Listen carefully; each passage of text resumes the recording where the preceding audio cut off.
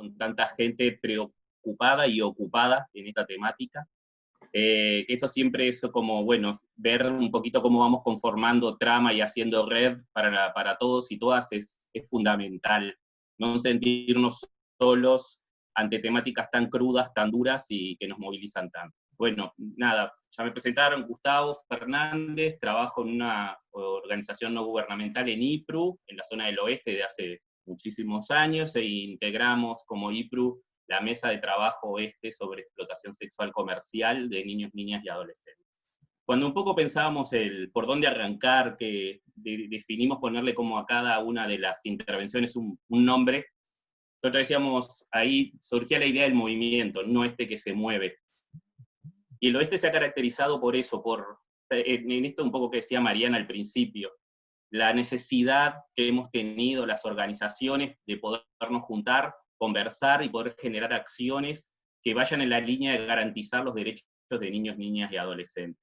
En temáticas que nos impactan, que nos movilizan, que nos duelen como profesionales, como personas, en el día a día, y porque también hemos tenido contacto con situaciones también y sabemos del daño que generan, pero también con la firme convicción de hacer visible lo que aparece como invisible, lo que aparece como naturalizado. En algún momento cuando estuvimos cuando se generó la red de trabajo y todo lo demás, se nos hacían algunos planteos desde el territorio, ¿no? Bueno, habiendo tantos temas, ¿por qué meternos con este tema? Si no era una forma más de estigmatizar el cerro y el oeste, ¿no? Decir, bueno, en el oeste hay explotación. De hecho, cuando arrancamos con la mesa, en los principios, en algunos acuerdos con CONAPES, que se logró con el Comité Nacional para la Erradicación de la Explotación Sexual, generar un equipo técnico y hacer una investigación sobre percepciones en el oeste, surgían estas voces, ¿no? Decir, bueno, no es una forma más de estigmatizar, y nosotros lo que un poco planteamos es que en realidad era una forma, el oeste, de hacerse cargo. O sea, sabemos que estas situaciones ocurren en todos lados, pero el oeste se quiere hacer cargo, nos queremos hacer cargo, queremos fortalecer la matriz de protección social para nuestros niños, niñas y adolescentes, y no encontramos otra forma que esta, juntándonos y compartiendo, y desde ahí ir generando como diferentes cuestiones, y lo que queremos trabajar, y la mesa lo que se propone firmemente, es tocar,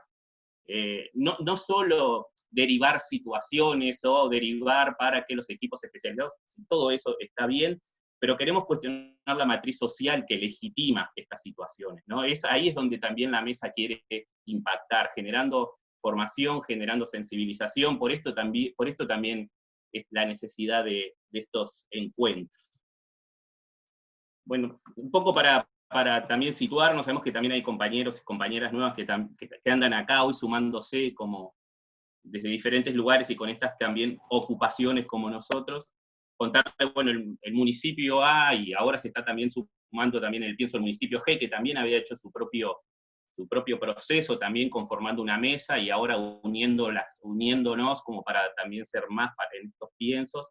El 16% de la población de Montevideo vive en el municipio A. Son un total de más de 200.000 personas, donde casi la mitad son niños, niñas y adolescentes. Muchas de las familias que viven en el territorio viven en situaciones de pobreza y de vulnerabilidad social. Entendemos que este fuerte componente de gran cantidad, una población joven y una población pobre, son situaciones que habilitan o que generan escenarios que pueden ser proclives para las situaciones de explotación sexual. De hecho, también en el territorio empezamos hace mucho tiempo a visualizar estas situaciones que se empezaban a generar y a ver en los territorios, para ejemplificar con algunas cuestiones que también fueron preocupaciones iniciales que empezamos a compartir. Empezamos a visualizar situaciones de adolescentes, mujeres de los territorios, algunas vinculadas a proyectos educativos, que las perdíamos de vista, que no dejábamos de tener contacto en los centros educativos con ellas. Al tiempo volvían a aparecer, había un cambio en su imagen Habían compras de ropa, también no sabíamos bien qué estaba sucediendo, empezamos a hablar con vecinos, con organizaciones, con las propias familias. Ahí ya se hablaba de trabajo, de idas al interior. Ahí con el tiempo empezamos a ver que también esto era como algunos circuitos que estaban como medios instalados, en donde las chiquilinas eran cooptadas para whiskerías clandestinas en el interior del país. Después empezamos a visualizar otras situaciones que no eran de salida o de trata interna, sino también en los mismos territorios, existencia de cantinas clandestinas. De hecho también ahí tuvimos varios contextos con INAU, con la parte de espectáculos públicos, para ver cómo hacíamos, si eran lugares a donde le podíamos caer, si podíamos investigar un poquito por ahí. En realidad a veces era un galpón, a veces es un garaje, que en la noche se abre, hay música, hay niños y adolescentes alrededor. Otra de las formas que también adquiere también esta cuestión de estos delitos que suceden. Después otras formas también muy naturalizadas que tienen que ver con arreglos vinculares entre adolescentes y hombres adultos grandes y adultos mayores, que también conforman situaciones de explotación, con algunos apoyos económicos, a veces a las familias, o algunos tipos de arreglos también con las mismas adolescentes. Y también vinculado a todo esto, también un oeste en donde ha habido una explosión demográfica bastante grande de emprendimientos productivos, de grandes zonas logísticas, con mucho trasiego de camiones y de hombres foráneos que ingresan al territorio, que permanecen un tiempo, se van, y también allí empiezan a haber luces un poco de alerta con respecto a situaciones de explotación. Todo esto hizo que nos empezáramos a juntar como organizaciones, empezar a generar un pienso colectivo. Hicimos allá por diciembre del 2013 un primer encuentro en el Teatro Florencio Sánchez, ahí también en un diálogo constante con INAU, con el municipio, con las comisiones barriales, con las diferentes organizaciones de la sociedad civil, tratando de ver qué podíamos hacer entre todos, y entendiendo que esto no es un tema de superespecialistas, sino que es un tema de toda la sociedad. Y ahí tenemos todos y todas que hacer nuestro mejor esfuerzo para fortalecer esta malla de protección para los niños, niñas y adolescentes. El objetivo que nos pusimos un poco como mesa fue unir fuerzas, articular acciones, problematizar y sensibilizar sobre la temática en clave local, barrial y también más nacional. Ahí también el vínculo también con el Comité Nacional ha sido también fundamental en estos piensos, y generar acciones conjuntas a nivel de los territorios que pudieran abordar estas temáticas. Todo esto ha sido como un desafío enorme, pero esta mesa de trabajo ha permanecido. Del 2014 al 2020 hoy, con diferentes fluctuaciones, diferentes conformaciones, pero se ha mantenido. Es una de las pocas mesas, yo no sé si no es la única hoy que permanece con un enclave territorial y con esta mirada. Es una mesa que tiene la virtud de tener vecinos y vecinas, tiene técnicos de diferentes organizaciones de la sociedad civil, está INAU, está el MIDES, está el municipio. Hay una integración amplia que nos permite también generar estas sinergias y estas acciones. Hemos hecho muchas cosas, desde cineforos también trabajando con los mismos niños y adolescentes, porque también entendemos que es necesaria la participación protagónica de los niños, niñas y adolescentes en los asuntos que los afectan. Ahí entonces entendemos que es necesario poder generar cosas no solo a nivel de los adultos, sino también con los niños y niñas. Hemos hecho encuentros, hoy le hablaba de los encuentros anuales, hemos hecho algunos acuerdos con la asesoría de género, con INEFOP, para tener instancias de formación, cursos, para los operadores de las terminales de ómnibus, para la gente que trabaja en los parques públicos, en los escenarios donde sabemos donde suceden situaciones de explotación, y algunos íconos han sido bien importantes también en todo este proceso. Creo que un icono muy importante fue el poder contar, hoy les hablaba de un equipo con el CONAPES, y la posibilidad de hacer una investigación, un poco todas estas cosas que nosotros hoy relatábamos, que fuimos como visualizando, tener la posibilidad de cotejarla con una investigación sobre percepciones acerca del fenómeno en el oeste de Montevideo. Esa fue una investigación que ocurrió en el 2015, allí sobre el 2015, en donde nos arrojó como varios datos acerca por lo menos a nivel de las percepciones que tiene la gente del fenómeno. Y una cosa que nos pegó fuerte y nos advirtió y que nos renovó la energía, decir, bueno, acá hay que seguir trabajando y fuertemente, es que las personas, en esta investigación salen como tres cuestiones fuertes, ¿no? Una que tiene que ver con poner la responsabilidad en las mismas víctimas. Hoy hablábamos de que nosotros queremos pegar en la matriz cultural. Hay una fuerte visualización de que el problema de la explotación es por las mismas gurisas, sobre todo por las mujeres adolescentes. Un cuestionamiento a su forma de vestir, a su forma de relacionarse. Hay una visualización de la responsabilidad de su propia explotación en las gurisas. Eso por un lado. Después el otro corrimiento también sigue hacia las mujeres también, ¿no? A las madres que no cuidan, las madres que venden a sus hijos.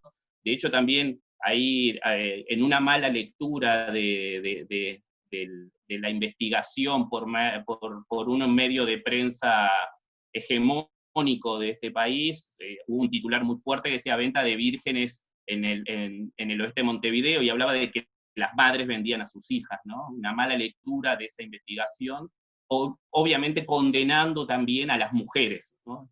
A las gurisas de su propia explotación y a las madres por vender. Hay algo que también que es un núcleo duro, que tiene que ver con la misoginia, que tiene que ver con el patriarcado, que tiene que ver con el machismo, que para nosotros hay que tratar de desarmar, de construir, ¿no?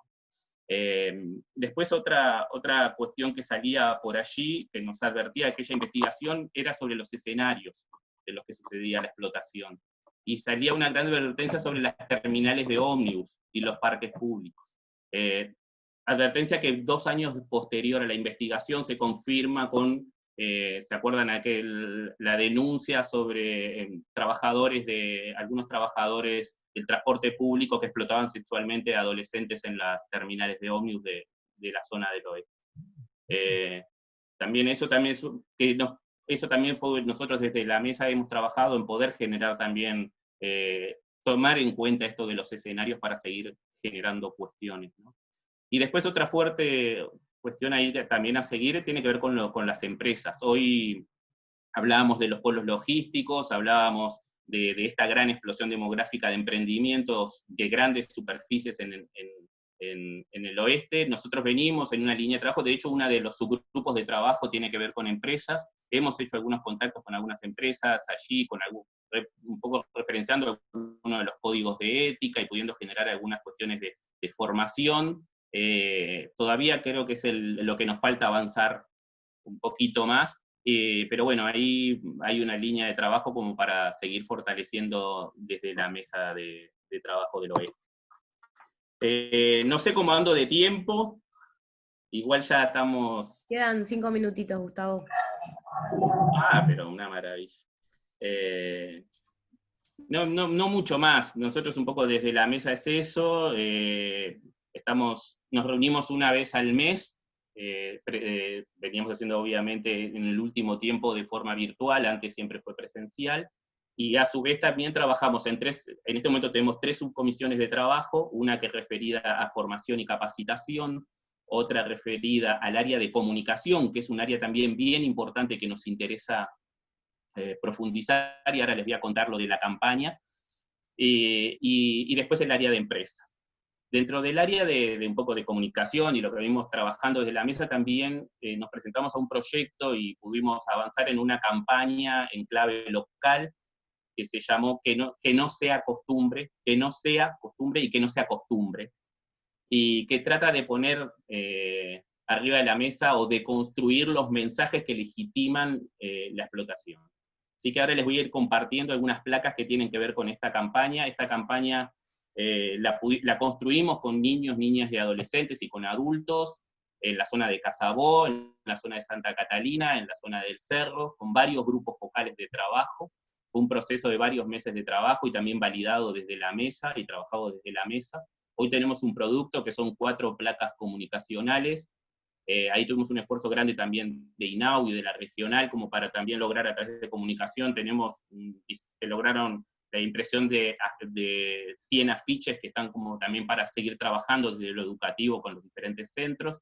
El municipio A también se comprometió fuertemente con esta campaña, hizo una impresión, y esa campaña se colocó en las terminales de ómnibus y en las paradas del Cerro, parte del Cerro y de La Teja. De hecho todavía está parte de esa campaña en la terminal del Cerro, si bien está un poquito descolorida, la pueden ver que esa campaña todavía tiene presencia, y ha sido como un icono también bien, bien importante en todas estas cosas que nos fuimos proponiendo, ¿no? Así que les voy ahora a compartir las placas de la campaña que no se acostumbra.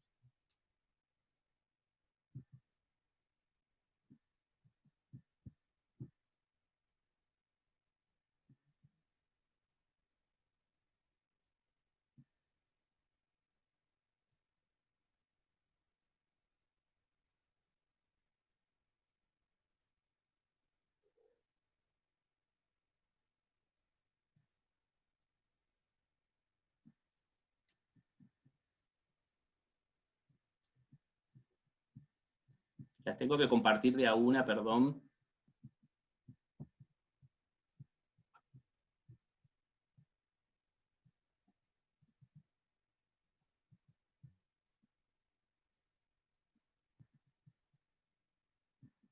¿Se ve ahí? No, ahí no. Recién la anterior sí, Gustavo. ¿Y esta? No. Perdón.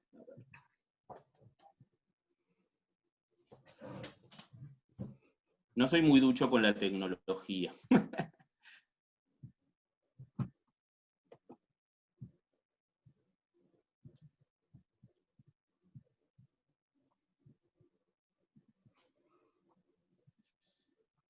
Si no, cualquier cosa, intento ahora, si no, seguimos. Y después se las voy mostrando.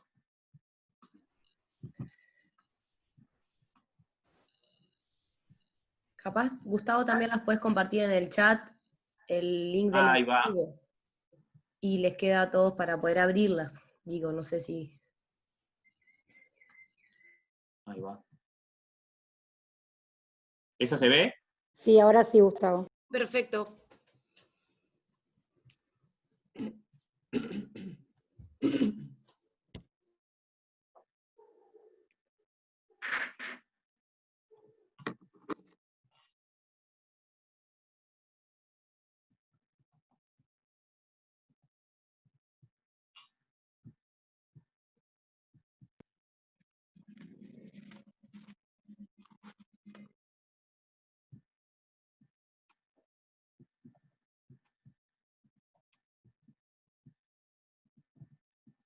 Bien.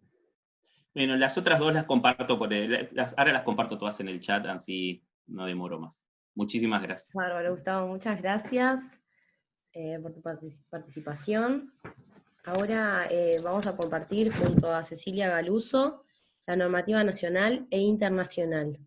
Cecilia Galuso es del área programática de INAU, como dije anteriormente. Cecilia, ¿andás por ahí? Te habilito el micrófono, para que te busco. Hola. Ahí está. Hola, sí. Ahí va. ¿Cómo están? Buenas tardes a todas y todas. En realidad soy del área territorial de INAU, pero es una cuestión súper interna que no hace igual a la cuestión. Nada, gracias Gustavo por la presentación. Me da una frase que dijiste, me da como muchísimo pie para arrancar, que es eso que dijiste de hacerse cargo, y me parece buenísima esa frase porque creo que era una de las cosas que me parecía importante como poner este conversatorio, que obviamente que todos los que están acá es porque hay una necesidad de hacerse cargo de la temática, y en eso empezar como pensando que en las situaciones de explotación sexual y comercial de las niñas y adolescentes estamos hablando claramente de una situación de violación a los derechos humanos de las chiquilines, y que en esa situación cada uno de los que formamos parte de las instituciones que generamos esa red de protección de los niños, niñas y adolescentes, tenemos mucho que hacer para proteger, para prevenir, y en el momento que se da, para poder generar estrategias de protección para los chiquilines. Y eso, en esto de que a mí me toca hablar del marco legal, no queda al arbitrio de la decisión de cada uno, sino que es una obligación que tenemos como Estado, como sociedad y como integrantes de la misma en los diferentes roles que nos ocupan, ¿no? Sin duda no es lo mismo en los roles de vecino que en el rol del funcionario público, ni que en el rol de docente, ni en el rol del juez, pero cada uno a partir del lugar que nos toca tenemos mucho para hacer en el cuidado y en la protección de los chiquilines y de las chiquilinas en las cuales estamos acompañando por diferentes tránsitos. Y en esto de que hablamos de derechos humanos es como muy importante tomar en cuenta que los derechos humanos están muy relacionados entre sí, y no podemos hablar del derecho a la educación, del derecho a la salud, del derecho a vivir en familia, todos como por separado, dependiendo en qué lugar me toca trabajar, y pensar que solo me involucra ese pedacito de ese niño, ¿no? Y en esto el cambio de paradigma y de los marcos legales, pensando en la protección integral de los chiquilines, sí o sí tenemos que poder trabajar en redes y en sistema para poder proteger la totalidad de los derechos de los chiquilines. Pensar que una gurisa o un gurí que está siendo explotado sexualmente, solamente mirar la explotación y no mirar la integralidad de lo que está viviendo ese chiquilín y cómo le afectan los diferentes lugares que transita, sería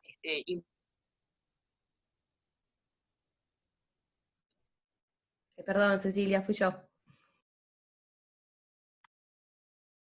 No sé. No sé qué parte, no sé en qué momento me quedé silenciada, así que no sé qué parte volver. Pero en esto de como... Estabas hablando de los derechos. De la integralidad. Y me parece que los avances que hemos tenido en el marco legal en estas situaciones han sido de suma importancia, pero que en muchas oportunidades esas leyes están escritas y que dependen de todos nosotros el conocerlas y poder hacer que sean reales y efectivas para los chiquilines. Específicamente en las situaciones de explotación sexual tenemos toda la normativa que se encuentra en el Código de la Niñez y Adolescencia, con las modificaciones recientes que ha tenido el capítulo 11 a través de la ley 19.474, que han sido modificaciones muy importantes en relación a la protección, a los procesos y herramientas que tenemos para la intervención y para hacer efectivos los derechos de los chiquilines. Tenemos la ley de violencia basada en género. Está la ley 17.815, que específicamente sobre la violencia sexual comercial y no comercial. La ley 19.643, que es la ley de prevención y combate a la trata. Es una ley, todas ellas son leyes muy importantes, donde tienen definiciones conceptuales que nos guían las intervenciones. No son leyes que uno las debería pensar solamente para cuando uno piensa judicializar la situación, sino que está el marco legal que nos debe de ir guiando en las intervenciones que hacemos. Desde esto de que cuando intervenimos no lo podemos hacer de cualquier manera, sino desde un lugar, desde un enfoque de derecho, en donde la prioridad es la protección de los niños, niñas y adolescentes como sujetos de derecho. Y eso nos limita también la intervención, porque hace que no puede ser una intervención arbitraria desde el lugar que a nosotros nos parezca como adultos y según los marcos conceptuales que cada uno tenga lo mejor para el niño, sino desde un lugar de garantía de los derechos que están reconocidos.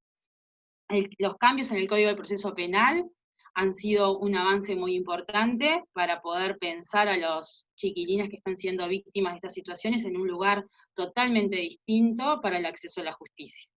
Y capaz que las nombré así todas porque en general todas tienen como una misma concepción, que generan un estándar importante de protección a los derechos de los chiquilines, y que yo, por un tema de tiempo, voy a hacer énfasis como en algunas cuestiones como muy importantes a la hora de tomar en cuenta para la intervención de estas situaciones, ¿no?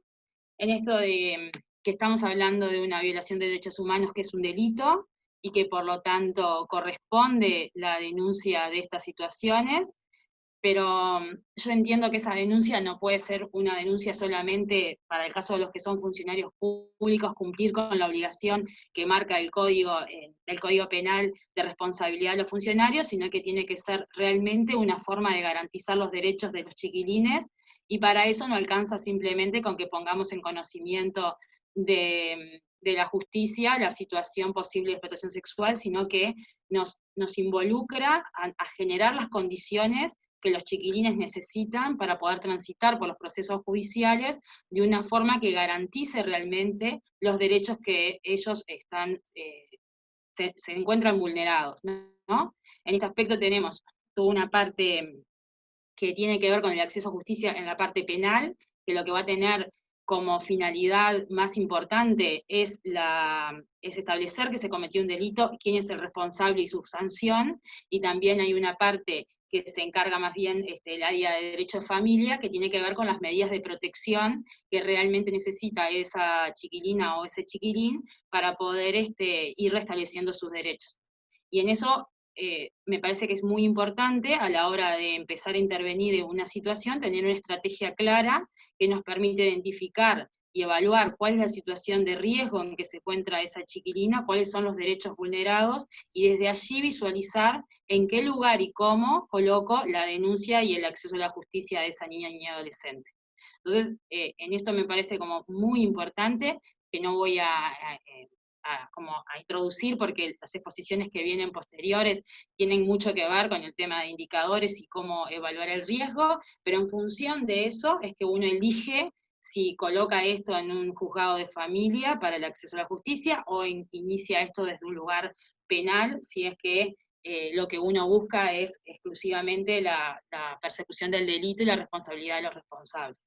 Esas ambas estrategias que uno puede identificar, es importante irlas acompañando y ayudar en esto, en que se vayan efectivizando todos los derechos.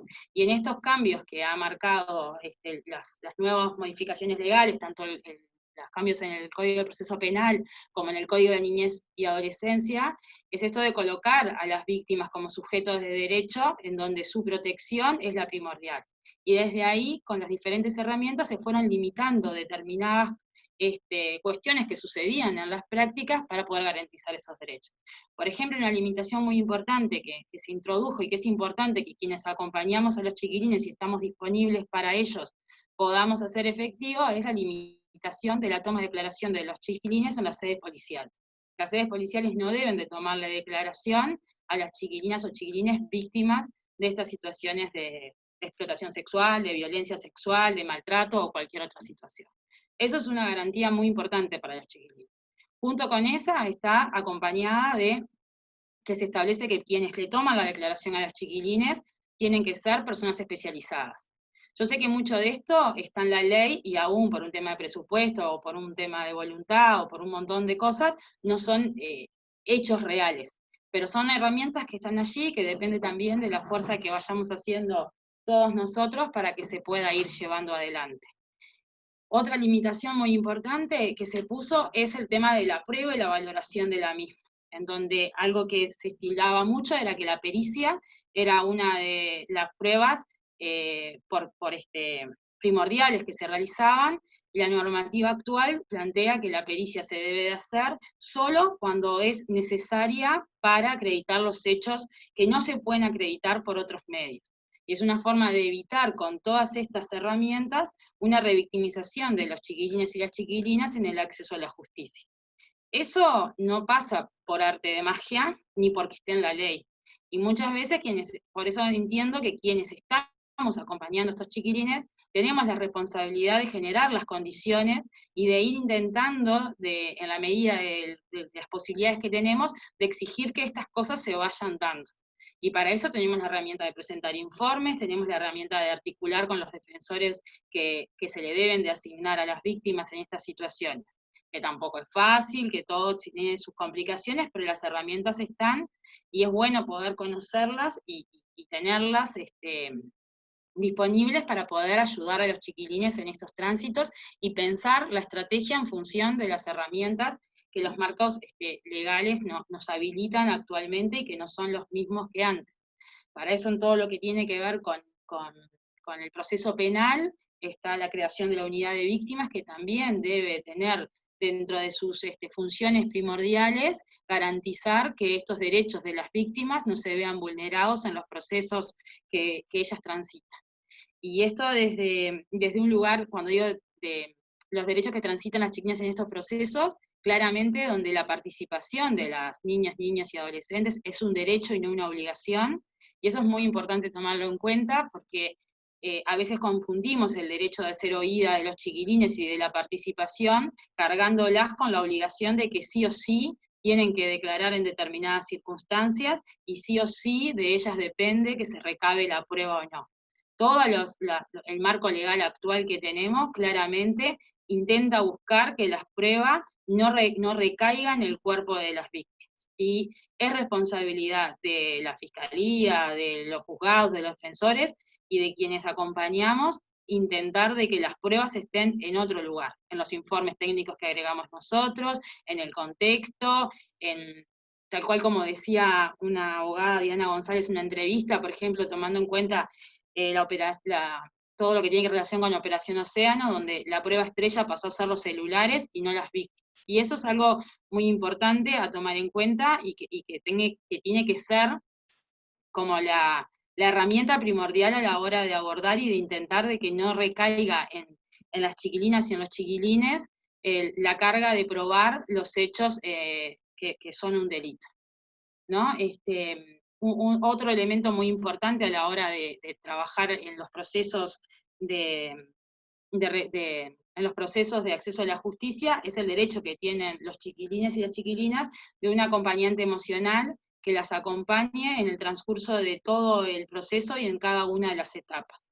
Eso es una persona que elige en las chiquilines y las chiquilinas, que sea de su confianza, que la única función, y no por eso menos importante que tiene, es ser una cara conocida que la acompañe en lugares en donde el escenario nunca es el más amigable, no siempre es el más amigable, y son muchas caras desconocidas a la hora de tomar una declaración, a la hora de ir a una pericia, que le puede implicar a la niña, al niño o al adolescente una dificultad a la hora de poder expresar y decir lo que le estaba sucediendo. Fueron todas herramientas precisamente que se fueron colocando desde el punto legal como forma de levantar las barreras que existían en las prácticas para el acceso a la justicia de los niños, niñas y adolescentes. Entonces son herramientas muy importantes a la hora de pensar las estrategias. Yo, como ven, estos aspectos legales los focalizo en los procedimientos judiciales, pero no son, creo que me parece como muy importante que estos principios del derecho a ser oído, la autonomía progresiva, de voluntad de las juristas, el acompañante emocional, la no revictimización, no son cuestiones que solamente se juegan o se ponen en práctica en los procesos judiciales, sino en toda y cada una de las intervenciones de los diferentes equipos que vamos trabajando con los chiquilines. Y eso me parece como muy importante porque es la guía a la hora de generar una intervención con los chiquilines en donde los coloco en sus necesidades como la prioridad y lo que va marcando la forma que voy interviniendo para restablecer cada uno de esos derechos, tal como lo marca tanto tanto el Código de Niñez y Adolescencia como la Ley de Combate a la Explotación Sexual y a la Trata, en donde claramente ponen la integralidad de los derechos de las víctimas como el eje prioritario a la hora de tomar resoluciones. Otro elemento muy importante es el no priorizar la responsabilidad de la persona agresora ante las medidas de protección. Y esto quiere decir que muchas veces, hasta que no haya un fallo penal que diga que tal persona es la responsable de cometer un delito, no se toman las medidas necesarias de protección que requieran esta niña, adolescente. Si sabemos que la familia es la posible explotadora, no voy a esperar a que el juez penal los procese para ir tomando las medidas de protección y irlas solicitando y exigiendo en esto que hablamos, dependiendo de los roles que cada uno tiene en la intervención, para generar las condiciones de protección de las niñas y adolescentes que están sufriendo este tipo de delito y de vulneración de derechos. Entonces, no sé cómo vamos de tiempo, pero sí, para dejar estamos también... ahí para redondear, Cecilia. Por eso, para ir dejando como los puntos como más importantes de las intervenciones que tienen que ver los aspectos legales, es siempre priorizar la protección y los derechos de los niños, niñas y adolescentes, en base a valorar cuáles son los derechos vulnerados que se visualizan y las necesidades que tienen esos niños en función de la situación de explotación que están viviendo, generar una estrategia que siempre va a tener que ser con otros, y a partir de allí colocar la denuncia, porque esto no deja de ser, esto es por supuesto un delito, como una parte de una estrategia, pero que no puede ser ni el principio ni el fin de la misma, ni tomar la denuncia en esto que yo hablaba solamente con, pongo en conocimiento y derivo esto a la policía, a la fiscalía o al juzgado de familia y me corro de la situación. Realmente requiere el acompañamiento de cada uno de nosotros desde los roles que estamos para que los chiquilines realmente transiten por los procesos, con procesos que sean efectivos y justos para restablecer los derechos de los chiquilines. Por eso me parecen fundamentales estas charlas para poder conocer realmente cuáles son las herramientas que tenemos para acompañarlo, y como decía hoy Gustavo, podernos hacer cargo de lo que nos corresponde a nosotros para prevenir y para restablecer los derechos que los chiquilines ven vulnerados por este delito. Muchísimas gracias. Muchas gracias, Cecilia. Muy bien, bueno, los exponentes les digo que en el chat les voy poniendo 5 minutitos, así sé que es medio engorroso, pero hablar y mirar el chat, pero para que tengan una idea. Muy bien. A ver, ahora vamos a ir con indicadores y primer acercamiento de Tania Sina, de Proyecto Travesía Sinau. Tania, ahí te solicité para reactivar el audio, a ver si te llegó. ¿Ahí? ¿Se escucha? Sí, perfecto. Bien. Bueno, buenas tardes a todos. Como, no sé, arranco nomás con indicadores.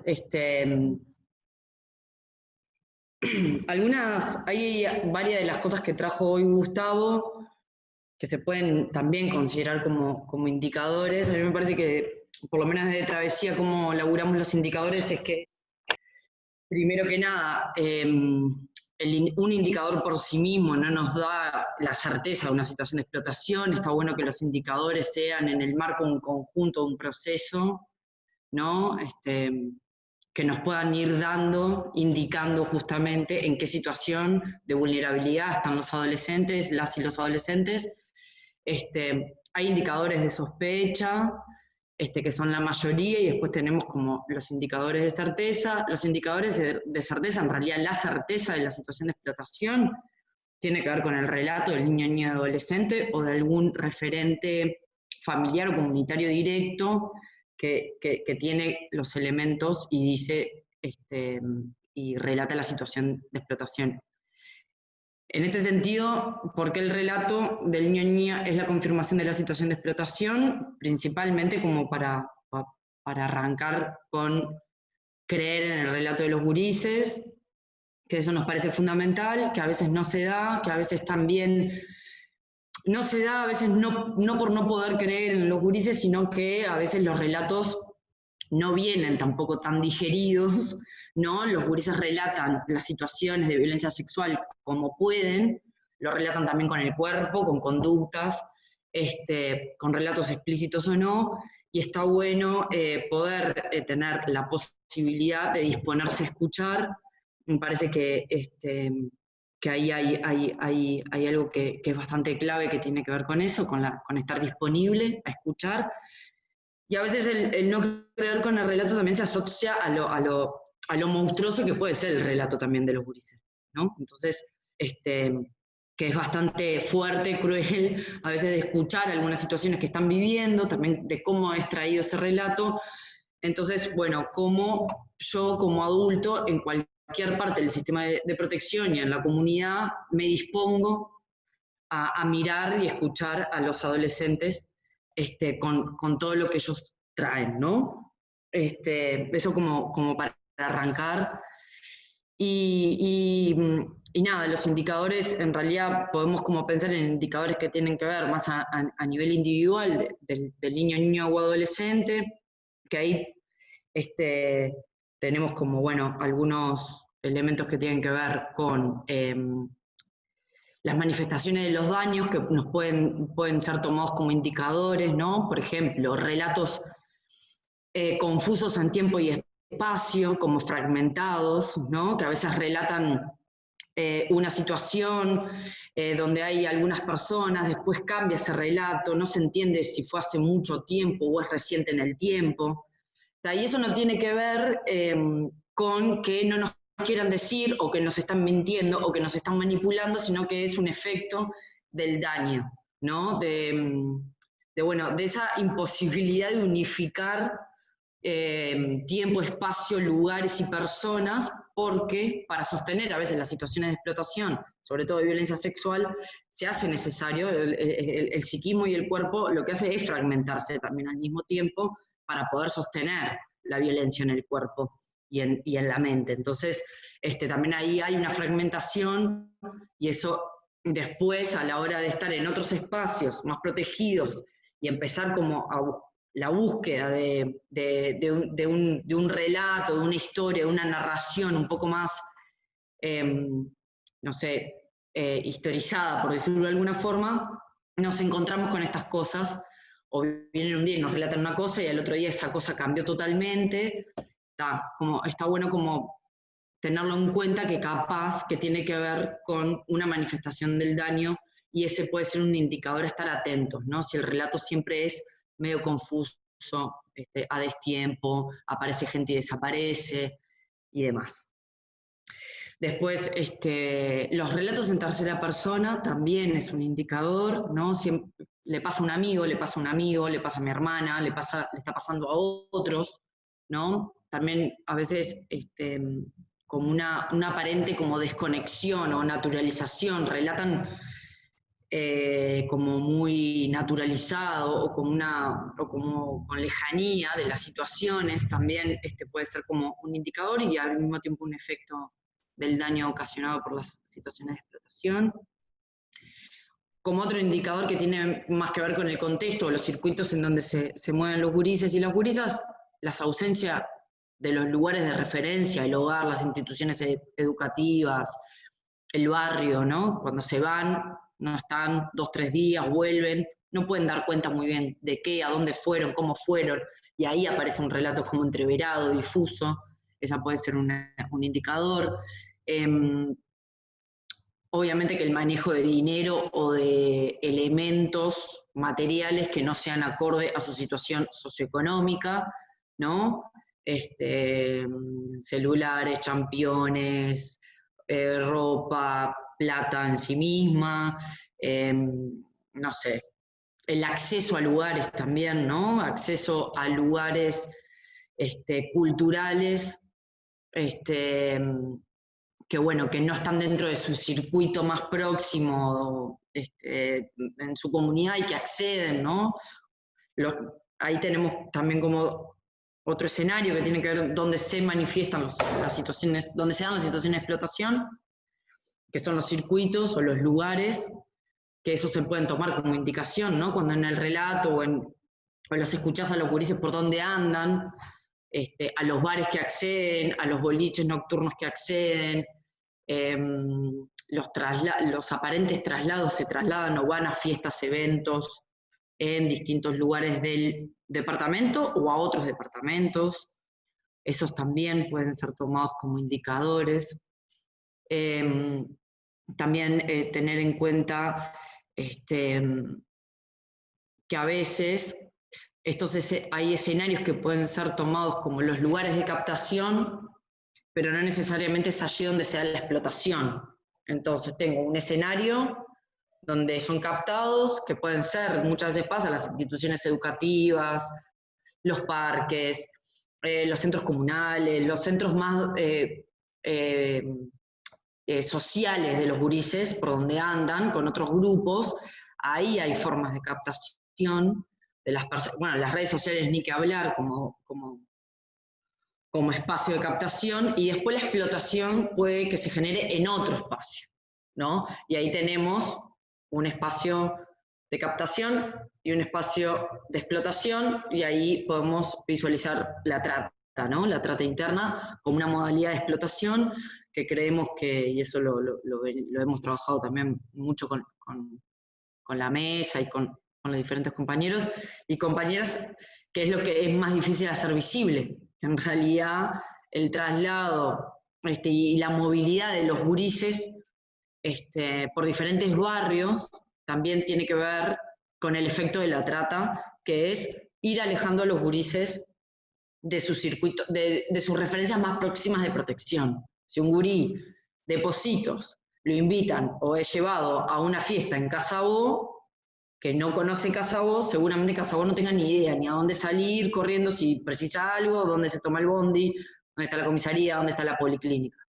Entonces ahí hay trata, ¿no? Más si después termina en una situación de explotación sexual. Si soy entreverada, me paran, me cortan, porque estoy hoy un poco entreverada. Bueno, ¿qué más? Dije, no contar con su documentación o no poder dar cuenta de ella o decir que lo tiene un amigo, una amiga, es un indicador que nos tiene que poner en alerta cuando no están con sus documentos o no pueden dar cuenta o no saben dónde están.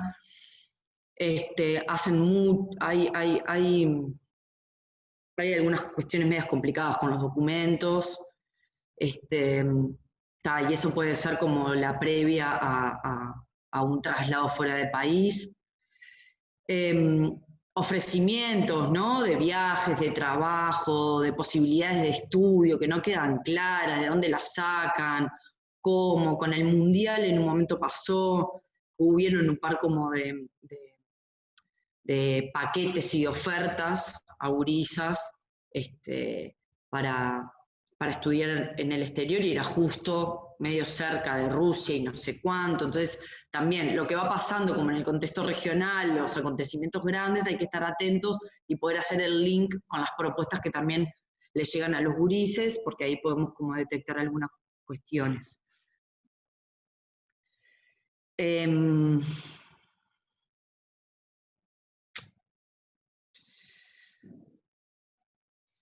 Nada, las formas capaz como, ¿cuáles serían como las formas de captación vinculados a los indicadores? Lo que nosotros,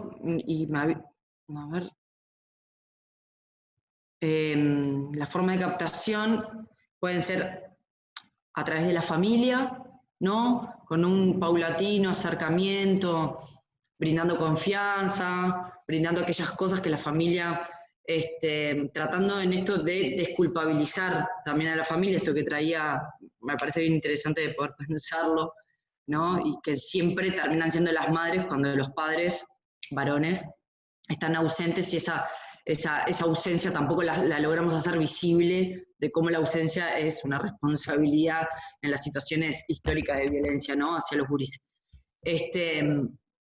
El paulatino acercamiento a través de la confianza, dando apoyo económico y protección a las familias, a cambio de que los niños o adolescentes vayan acercándose a las situaciones o a los circuitos de explotación.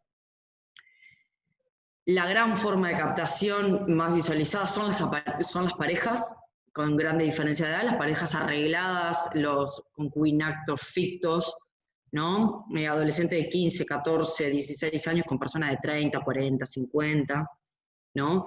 Le decimos que le hacen el novio. Bueno, hay un proceso de hacer el novio literal, son novios aparentemente, van generando un vínculo de mucha confianza, también con la familia, hasta que en un momento, aparte de que eso ya en sí mismo puede ser y se puede configurar una situación de explotación, luego eso también a veces se transforma en un pasaje a circuitos de explotación más complicado, con más gente involucrada, no solo con este novio pasa a ser más una figura de proxeneta o facilitador de la situación de explotación. Bueno, a través de las redes sociales ya lo dijimos, las modalidades o la forma tiene que ver con la seducción, con el engaño, con las promesas, ¿no? Lo que nosotros mayoritariamente vemos, y en esto de cómo hacemos que el sistema de protección amplio se fortalezca que planteaba hoy Gustavo, para poder proteger a los gurises, cuando hay situaciones de explotación y hay los explotadores lo principalmente que hacen es visualizar cuál es el momento o cuál es la vulnerabilidad más vulnerable, por decirlo de una forma, en la que se encuentra ese gurí, y es ahí donde se meten y es ahí donde es la forma de captación. Bueno, ¿es afecto? Es afecto. Soy el novio, soy el padrino, soy el tío, es económico, es el acceso a bienes materiales, es por ahí también. Entonces, hay que también hacer un recorrido y visualizar, bueno, cuál es la historia de este gurí, de esta familia, para entender también cómo es que entran los explotadores a cada situación y de dónde se agarran, ¿no? De dónde se agarran, para nosotros también buscar bueno, en dónde falló el sistema de protección, qué fue lo que nos faltó, dónde no estuvimos. Y tiene que ver con las ausencias de los adultos, de cualquier forma. Y bueno, ¿y cómo nos hacemos presente entonces? Sería la pregunta. Y ahí nosotros lo que queremos es que, más allá de que podamos tener un sistema de respuesta súper articulado, bien armado, y pensado y rápido, si los adultos que estamos en esos sistemas, en los sistemas de protección, en cada institución que estamos, no tenemos una mirada amplia, un poco más diversa de lo que es la adolescencia, y no podemos como recibir y disponernos a recibir al adolescente y a escucharlo, no hay sistema de respuestas que nos sirva, ¿no? Yo creo que lo principal es cómo nosotros nos paramos y nos disponemos como adultos a escuchar y a mirar al adolescente que se encuentra en una situación de explotación. Y que no solamente es un gurí o una gurisa en situación de explotación, que es un adolescente también que necesita y tiene otras potencialidades, tiene otros recorridos, tiene otras posibilidades, y ha tenido también otras vivencias, no solamente la de la violencia sexual. Por eso Travesía habla de que trabajamos con gurises que están en situación de explotación, ¿no? Como la posibilidad de entrar y salir de una situación. Si bien a veces es necesario reconocerse como víctima para poder hacer algún proceso más de transformación, entendemos que están en situación, y esa situación es posible de ser transformada por ellos y por los demás que estemos en la vuelta. No sé cómo estoy de tiempo porque no mire el chat. Estamos para redondear, Tania. Perfecto. Nada, yo creo que redondear por ahí y dejarla como para pensar en eso, ¿no? Cómo hacerse presente. Me parece que eso es fundamental de cada lugar, como vecino, si veo, qué veo y cómo lo decodifico, si me lo relata, cómo lo escucho, qué respuestas doy y qué respuestas no doy. Si no puedo dar una respuesta, me parece que lo fundamental para los gurises es anticipar y poder avisarle al otro qué voy a hacer. Me parece que eso, nadie les avisa en situaciones de violencia sexual qué va a pasarles. Entonces yo del sistema de protección sí puedo decir, mira, me estás contando esto, no sé mucho qué hacer, me dejas pensarlo con otro. Eso es una respuesta, y es una respuesta que nos coloca en un lugar de adultos, que nos coloca en un lugar que posibilita, que habilita. Hay que otras cosas sucedan, y eso, no indagar, si nos están contando, no es necesario indagar en cómo, dónde, cómo fue, pero por qué pasó, pero por qué no te fuiste corriendo, ¿no? Como estas preguntas de, che, pero no pudiste llamar, pero que tienen que ver con lo que a nosotros nos impacta. Y está bien que nos pase, pero bueno, si ocupamos ciertos lugares, ¿cómo hacemos? ¿Cómo bajamos, respiramos? No hay que actuar al toque, no hay que actuar impulsivamente, sino que, bueno, ordenar, esperar y hacer partícipe al otro, porque el otro me lo está contando. Si me lo está contando, hay algo ahí de que me está pidiendo. Y si yo no puedo lograr saber qué me está pidiendo, le tengo que preguntar qué me está pidiendo, o qué queremos hacer con eso. Me parece que por ahí, ¿no? Como en esto de fortalecer el sistema de protección, me parece que cada uno en el lugar que estemos, eso medianamente podemos como manejarlo, supongo. Por ahí.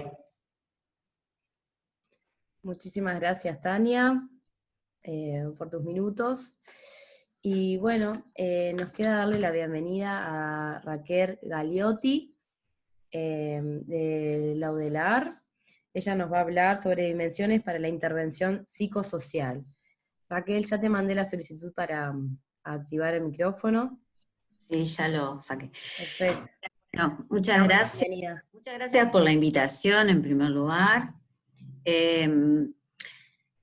Yo formo parte, bueno, de Laudelar yo soy psicóloga, formo parte del Instituto de Psicología de la Salud, de la Facultad de Psicología, y coordino un servicio de investigación y atención en violencia de género y salud que tiene solo 1 año de vida, está en desarrollo, con algunos programas que tienen que ver con estas temáticas, sobre todo en el trabajo con adolescentes y violencia sexual, en términos generales. Yo voy a pecar, o sea, en realidad esto tiene nombre la ponencia, no es una ponencia, en realidad mi idea era traer como algunas ideas básicas para poder conversar en términos de conversatorio, pero voy a pecar y por suerte, porque también eso congratula, de repetir algunas ideas, o por lo menos voy a enfatizar lo que ya han expuesto Gustavo, Cecilia y Tania, porque básicamente recorre lo que han planteado. Una de las cosas en términos de intervención, que como algunas cuestiones para situarnos básicas, es esto de la dimensión de complejidad, ¿no? En todo lo que es trabajar en el campo de lo que es la violencia de género y la violencia sexual específicamente, hay que considerar esta cuestión de la multiplicidad de factores que están presentes, ¿no? Incluidos nosotros mismos. Esto es algo que está bueno que lo trajo recién Tania, que nosotros como agentes estamos en constante proceso también de revisión y como de resituar o de situar todo aquello que creemos y nuestras acciones junto con otros.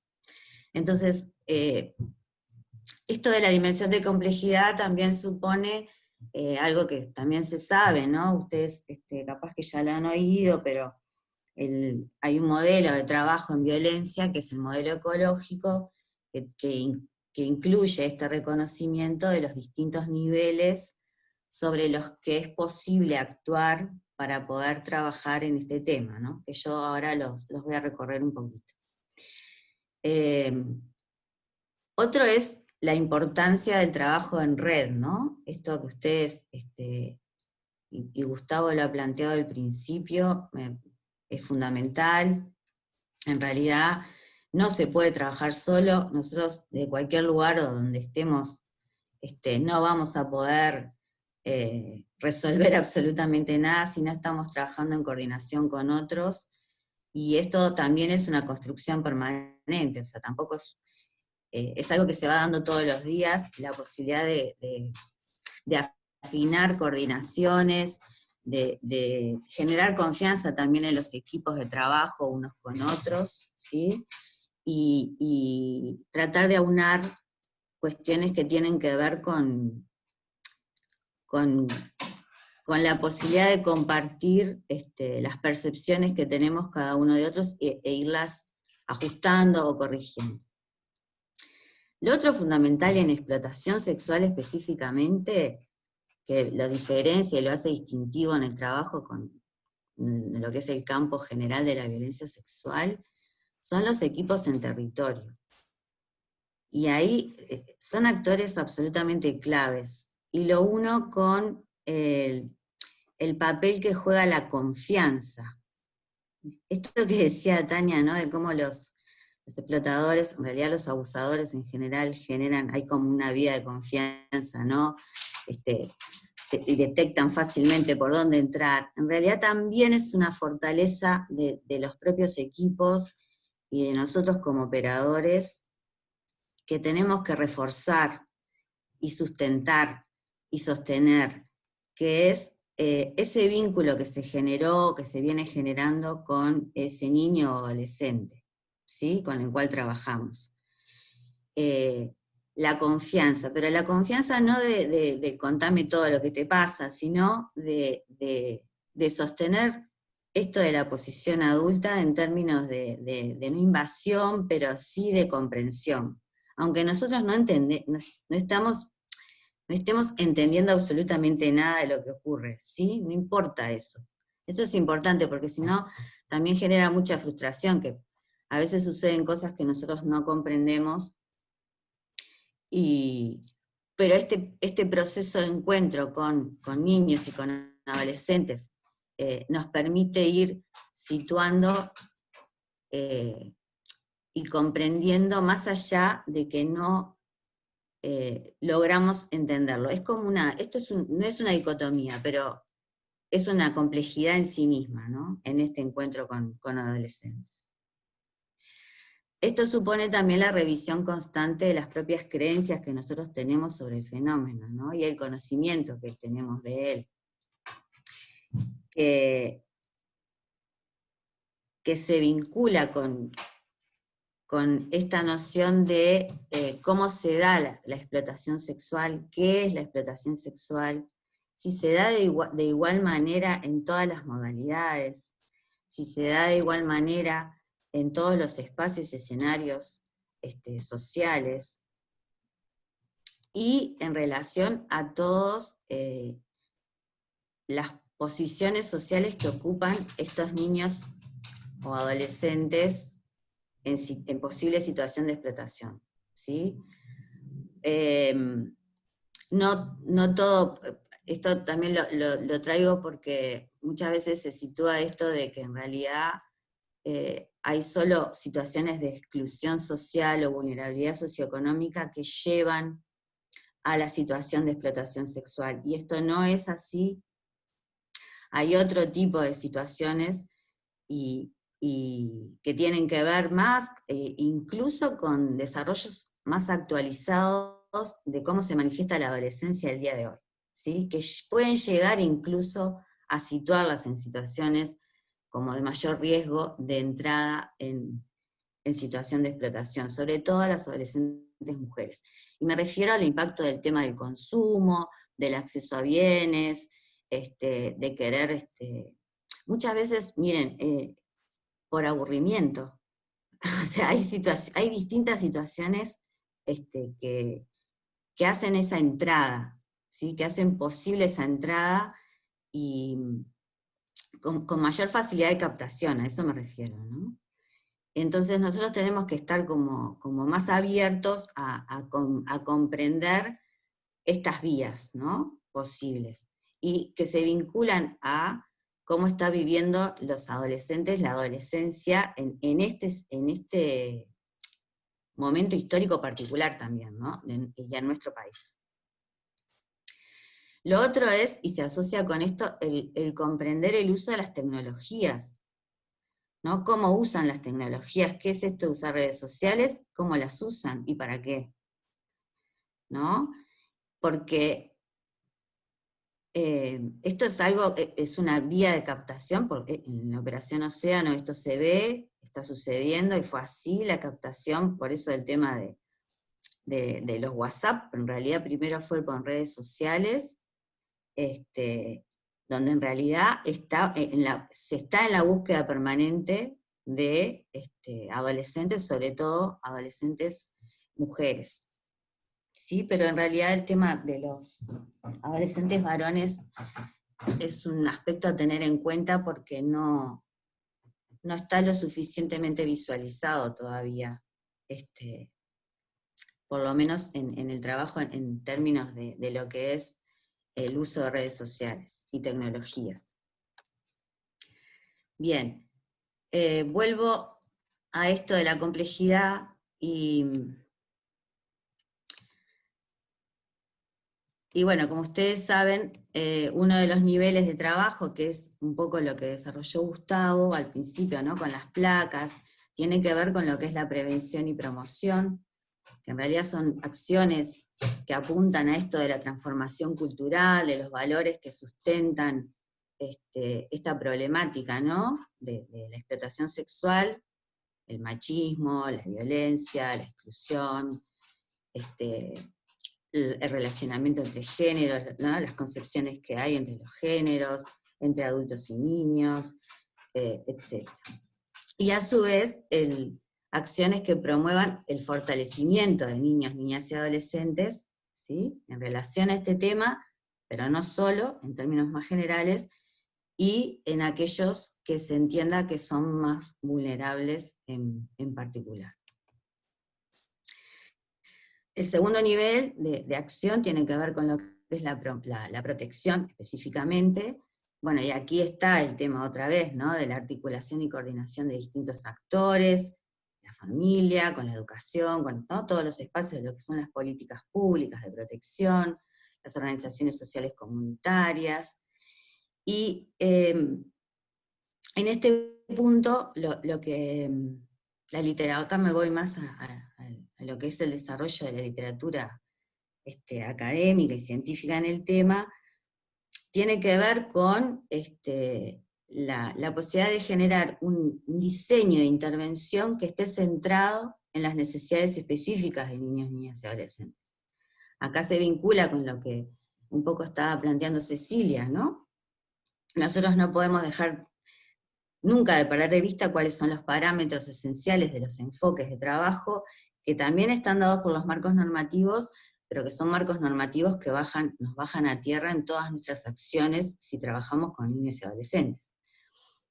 ¿Qué quiere decir esto de centrado en necesidades específicas? No están dadas de antemano, es comprender específicamente lo que está sucediendo en ese momento, ¿sí? ¿Cuál es la situación particular de ese niño, niña, adolescente? Y lo que, en realidad, esas necesidades son detectadas por lo que se llama el enfoque de evaluación de riesgo. Este enfoque es el que se usa habitualmente en todas las intervenciones que tienen que ver con violencia de género y violencia sexual específicamente. ¿Qué es el riesgo? No estamos hablando de riesgo de vida, que sí lo incluye. Son aquellos factores, es la posibilidad de detectar aquellos factores que comúnmente están presentes, que aumentan la posibilidad de que el hecho o la situación vuelva a ocurrir, ¿sí? Son factores que son incidentes, que se vinculan específicamente con ese fenómeno y que aumentan la posibilidad de que vuelva a ocurrir. Y que a partir de ellos es donde se puede detectar cuáles son las necesidades específicas de esos niños, niñas y adolescentes, que no están solo determinadas, sí, ya voy, no están solo determinadas por lo que se evalúa en sí mismo desde los equipos ni los operadores, sino que se hacen también en forma conjunta con la particularidad de estos niños y adolescentes.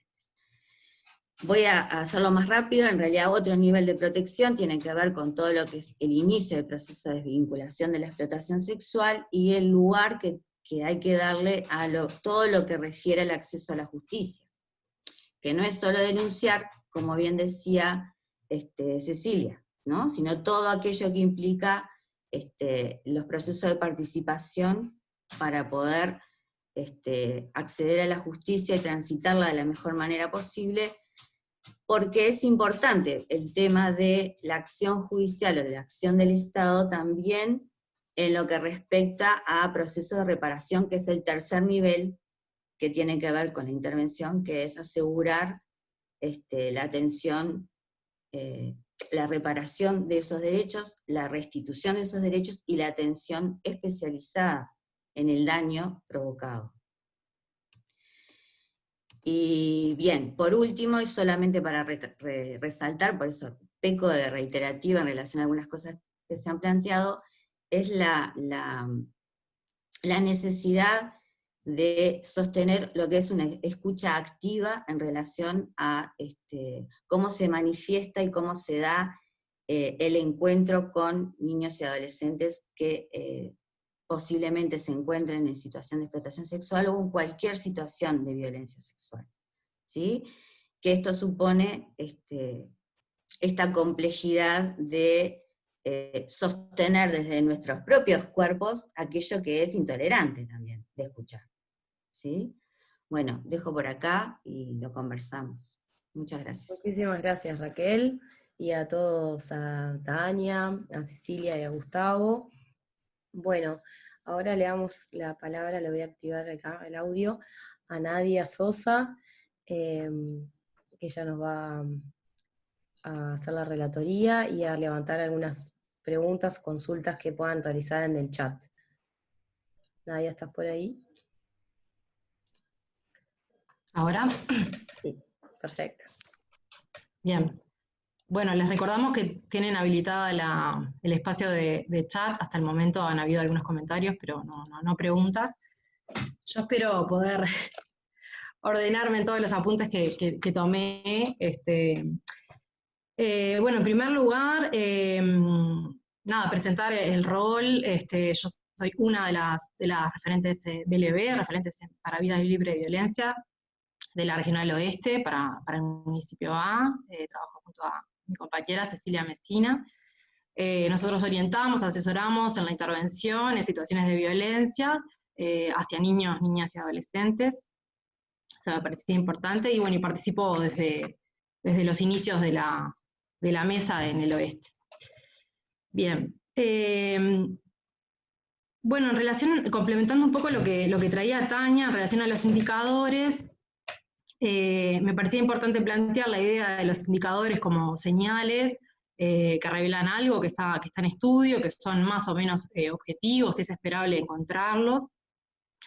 Que no todos los indicadores tienen por qué presentarse en todas las situaciones por igual, o se expresan de la misma manera, y también, como decía Tania, que un indicador en sí mismo no confirma la situación, excepto que sea obviamente el relato, que es un indicador altamente específico, ¿no? Y sumando a la idea esta que traía Tania de creer en el relato y la disposición a la escucha, poder complementar también con la idea de validación del relato, de poder sostener desde el campo disciplinar al cual pertenezcamos, cuáles son todos aquellos elementos que hacen al marco teórico y al enfoque que le dan validez a este relato, ¿no? También en lo que hace al acceso a la justicia es como sumamente importante. Después me quería detener en una idea que tenía que ver con la caracterización de la trata y de la explotación en el territorio y las especificidades que presenta nuestro territorio. Si bien creo que hay integrantes que no son solamente del oeste, se está comenzando como a hacer estudios, ¿no? Y registrando de las situaciones que se han trabajado, cómo se presenta la trata con fines de explotación sexual y la explotación en nuestro territorio. Y bueno, si bien presenta las modalidades que Tania traía hoy, y Gustavo planteaba también el tema de las parejas arregladas o los acuerdos, que él decía acuerdos de adolescentes con adultos, como en esta modalidad más de noviazgo, lo que hemos podido detectar con altísimo índice en el territorio son las parejas arregladas por el mundo adulto, ¿no? La entrega de niñas y de adolescentes con fines de explotación sexual, que se han constituido, de hecho, en los procesos más bien judiciales, penales, como trata por la normativa de la ley integral. Y bueno, tienen que ver con esto, ¿no? Con acuerdos que no entran como en esta modalidad de novios, como se traía hoy, de un adolescente que desde su nivel, ¿no? Desde su lugar de vulnerabilidad, inicia un vínculo de asimetría y todo lo que ya sabemos con un adulto, sino como la entrega a cambio de dinero, protección, vivienda, etcétera.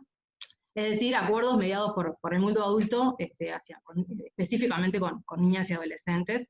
Eso también conlleva la idea de los embarazos forzados, que bueno, que también es otra de las características que hemos podido visualizar.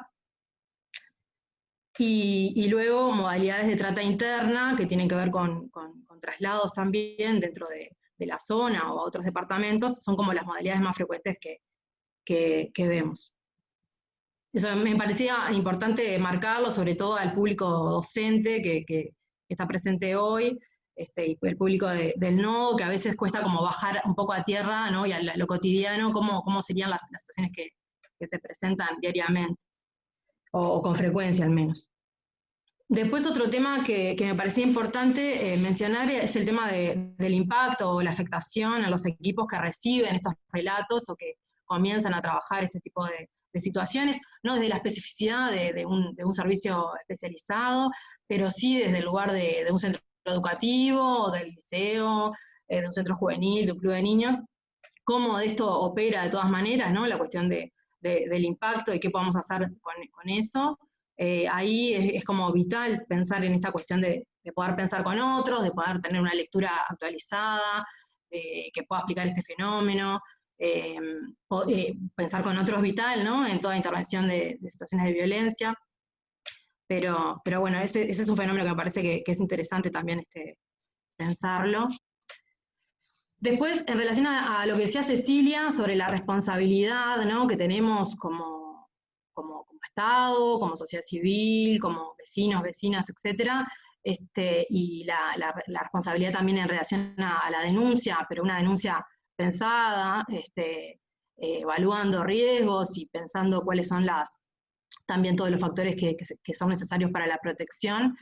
Me parece interesante esta cuestión de poder conocer la normativa, no desde el lugar quizá de operadores de la justicia, pero sí saber desde el lugar que ocupemos cuáles son las garantías que existen, cuáles son los acuerdos que existen, cuáles son las responsabilidades que ha asumido nuestro Estado, ¿no?, y los diferentes actores para exigir garantías también en estos procesos, y no solo en el acceso a la justicia.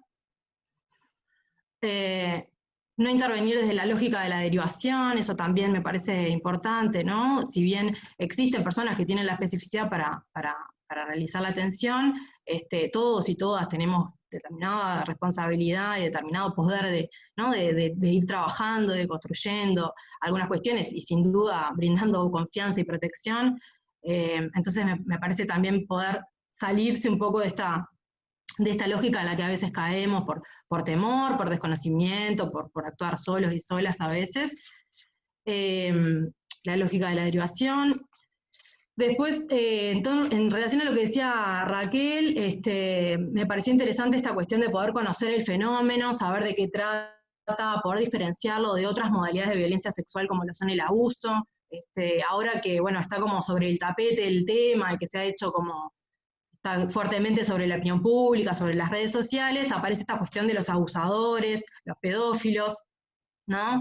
Y la exna como muy ligada también a sinónimo de abuso, que bueno, que sabemos que ambas son modalidades de violencia sexual, pero tienen características bien distintas, y se necesitan también mecanismos tanto de protección como de acceso a la justicia, de reparación del daño distintos, pero sobre todo desde el lugar que ocupemos, también pensando en las y los docentes, poder desarmar la idea del explotador, ¿no? El explotador como pedófilo, como un monstruo, como alguien sumamente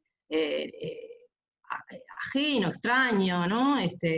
Pensar que bueno, hay distintos varones adultos que ejercen estas prácticas abusivas, que desarrollan una vida social, profesional, empresarial, sin mayores inconvenientes, pero sí se sienten legitimados a ejercer estas prácticas y pagar por el cuerpo de las adolescentes.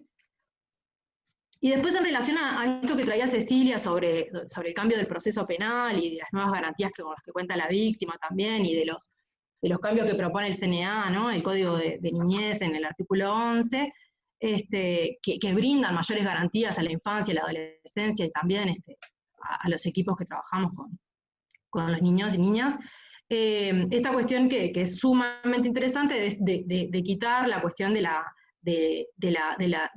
víctima como objeto de prueba y del cuerpo como objeto de prueba, y esta idea que traían de Diana González sobre los celulares, como, ¿no?, en esta operación los celulares pasan a ser objeto de prueba, me parece sumamente interesante, pero me parece también interesante cerrar con un disparador, con una pregunta, que yo no la tengo, pero la tiro, de qué hubiese pasado si no hubiese habido pruebas tecnológicas en la Operación Océano, ¿no? ¿Hubiésemos creído en los relatos de estas adolescentes?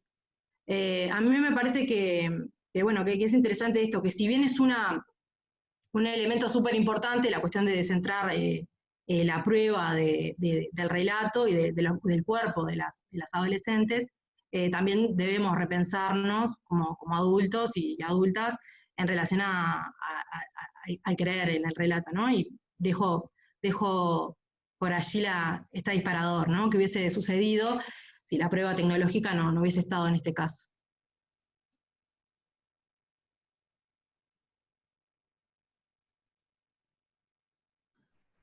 Bueno, creo que hay algunas preguntas. Hay un par de preguntas. No sé si alguien querrá comentar sobre lo que acabaste de comentar, Nadia. Vamos a reactivar los micrófonos a los exponentes. Así ellos... Noelia Godoy plantea cuál es la prevalencia de situaciones de explotación en varones adolescentes en el oeste. Capaz que yo lo hablo desde el rol de referente, capaz que Tania también puede como agregar algunas cosas más. Nosotros de todas las situaciones de explotación que tenemos, no tenemos registro de situaciones de varones detectadas por equipos. No sabemos obviamente que existen, que implican otras cuestiones que hacen a la masculinidad y que también ponen en juego cuestiones que hacen a la orientación sexual y demás, y lo que implica en varones poder poner en palabras y en el discurso algunas de estas vivencias, pero sí tenemos claro que las situaciones existen. No sé si vos, Tania, querés aclarar algo más respecto a eso.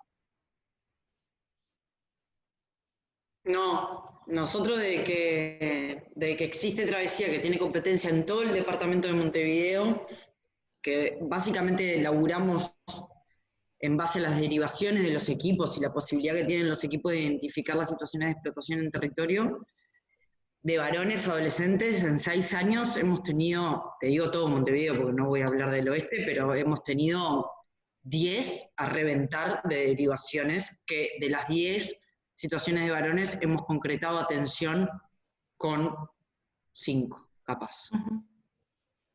Sí. Creo que tiene que ver con lo que trajo Nadia y con muchas otras más variables que está buenísimo como para analizar, pero sí, justo este año es el año que más tenemos varones en la atención. No son del oeste. Bien. Sí, bueno, sí. No, pensando en la pregunta que estaba allí en el chat en relación a cómo incidir de los territorios, hay como diferentes formas, ¿no? Una forma a veces más general y no en el caso concreto, que generar mesas de trabajo donde se inviten a los jueces y a los defensores para conversar estos temas, cuando se logran efectivizar, que no siempre son sencillas, es una forma de empezar a colocar el tema en un trabajo de prevención previa, ¿no? A que la situación llegue.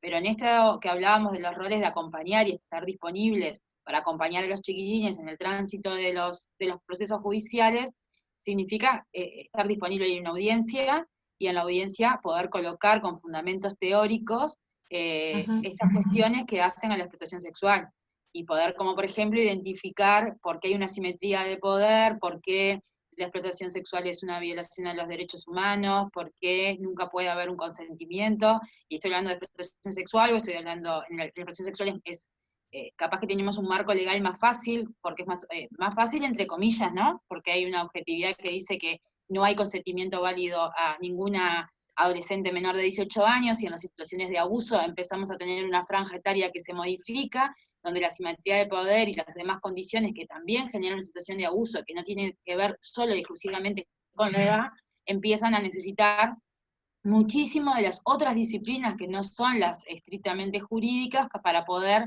entender el fenómeno, poder decir cuáles son las características del daño y por qué desde lo teórico y desde los otros saberes sabemos que determinados indicadores son prueba y que cuando eso se da estamos ante una situación de explotación sexual o de abuso sexual, porque así como yo siempre escuchaba a Madalena García decir, así como un médico revisa a un niño, toca el abdomen y sabe que es una apendicitis, el psicólogo, el trabajador social que trabaja mucho en esta temática, el profesor, sabe cuando escucha un relato que eso es un indicador de situaciones de abuso o de explotación sexual.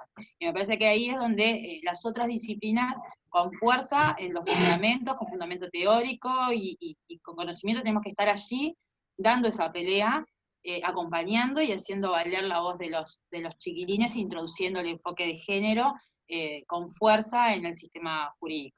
Creo que el rol que el CNA le coloca a los abogados defensores con las características privilegia esa función, que todavía no, o sea, está en la ley, hay que hacer fuerza para que se dé, pero es otro aliado en el cual debemos ir en su búsqueda.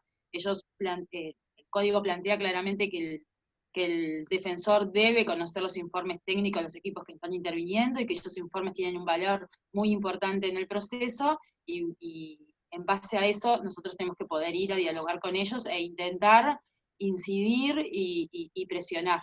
El proceso, cuando nosotros decidimos acompañar a una niña en el acceso a la justicia, eso que decíamos hoy, no puede ser que dejo el informe y me voy, sino tengo que estar allí intentando de incidir constantemente con un informe, con otro, y acompañar al adolescente o a la niña o al niño a poder ir haciendo que el juez entienda el fenómeno y entienda cada una de las cuestiones que estamos poniendo.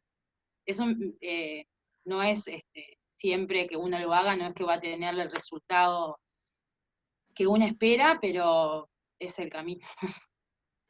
Sí, en eso, un poco de la mano de lo que dice Cecilia, también me parece que también ahí nos ha dado buenos resultados también lo que venimos diciendo durante toda la jornada, que es el trabajo en red, el trabajo en redes focales también, con diferentes organizaciones, que muchas veces también los adolescentes tienen unos circuitos, pasan por otras organizaciones, bueno, hacer un trabajo conjunto, que los informes tengan contundencia, como decía Cecilia, técnica, y también que sean concretos, claros, y con una recomendación clara también para el juez, que también haya también como claridad en el informe, ¿no? Bueno, esta situación se configura tal cosa, y lo que pedimos a nivel de protección es esto, y que eso forme parte de un acuerdo también, de una red focal. Está bueno para identificar cuáles somos los adultos protectores que vamos a estar trabajando con esta situación y acompañando este proceso de los chiquilines, ¿no? Y en eso hay que estar como dispuesto, como técnicos y como organizaciones, también a hacer referencias positivas en este proceso de trabajo con los gurises. Así que, sí, por ahí. Sí. Yo, no sé, Mariana, permiso ahí. No sé, capaz que iba a colocarlo ahí en el chat, pero me parecía un poco largo. No, en realidad, capaz que una duda, a partir un poco de lo que planteaba Cecilia hoy más temprano, en esto de qué pasa después de que una situación es denunciada, por ejemplo, por un centro educativo o por alguna institución educativa. A nosotras nos toca trabajar bastante de cerca con instituciones educativas que no siempre tienen las herramientas o el conocimiento para el abordaje de estas situaciones, y sobre todo esto se complejiza cuando la familia de alguna manera sostiene estas situaciones, ¿no? Entonces, digamos, se ha presentado y aparece como con mucha frecuencia esto de digamos, el tránsito por diversas instituciones educativas. Cuando una institución empieza a incidir en esa situación, inmediatamente se genera como el cambio a otra institución, y bueno, por ahí en realidad aparece como la complejidad de qué pasa, digamos, con ese cuidado o ese seguimiento de estas situaciones, cuando, ¿quién devuelve, por ejemplo? Es una pregunta que aparece como bastante seguido, ¿no? Es decir, bueno, una vez que aparece una denuncia, ¿quién devuelve la información? ¿A quién se le devuelve? ¿Quién hace ese seguimiento? Digamos, como algunas cuestiones que necesariamente está bueno como también devolver a los docentes, a las docentes y a los centros educativos, en esto de, nada, también como de comprometerse y animarse muchas veces a acercarse cuando aparece una situación explícita, ¿no? En esto que planteaban, y cuando hay indicadores claros, digamos, con algunas adolescentes. Pero me parece que ahí hay como una situación compleja de exposición, digamos, del centro educativo frente a la familia, y un corrimiento, y a veces es como complejo saber cómo sigue ese proceso, digamos, en el territorio o judicialmente también, ¿no?